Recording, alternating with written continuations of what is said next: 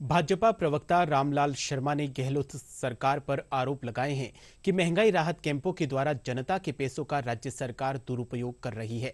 शर्मा ने कहा कि उज्ज्वला योजना, पेंशन योजना और चिरंजीवी का रजिस्ट्रेशन पहले ही हो चुका है, तो अब राहत शिविर में सरकार केवल प्रचार कर रही है।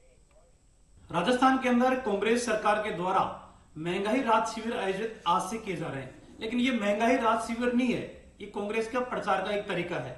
और इस कैंपों के दौरान राजस्थान की जनता के द्वारा टैक्स में वसूल की गई राशि का दुरुपयोग करने का काम किया जा रहा है, जनता को परेशान करने का काम किया जा रहा है। 40 डिग्री टेम्परेचर के अंदर जनता को कहा जा रहा है कि आप आइए और हमारी योजनाओं का रजिस्ट्रेशन कराने का काम कीजिए, जबकि रजिस्ट्रेशन तो पहले हो चुका। चिरंजीवी योजना का रजिस्ट्रेशन है, तभी तो आप वहां का लाभ जनता को देने का काम कर रहे हो। जब बिजली के बिलों की सब्सिडी 2018 से भारतीय जनता पार्टी की जब सरकार थी, तब बिजली के बिलों में सब्सिडी योजना लागू की गई थी, उसी समय बिलों के अंदर सब्सिडी योजना दी जा रही थी।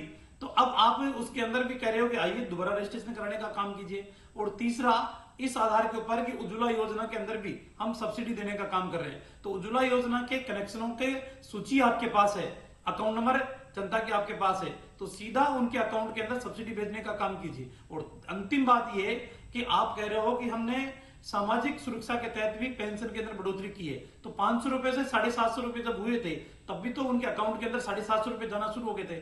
अब 1000 रुपए आप देने का मानसिकता बना रहे हो, तो सीधा उनके अकाउंट में भेज रहे हो। इसका ढिंडोरा पीटने की क्या आवश्यकता है? सिर्फ जनता को परेशान करना। और इसके इतर ये बात कि आप शिविर तो लगा रहे हो, लेकिन शिविरों के अंदर सरपंच मौजूद नहीं है, ग्राम विकास अधिकारी मौजूद नहीं है, पटवारी वहां मौजूद नहीं है,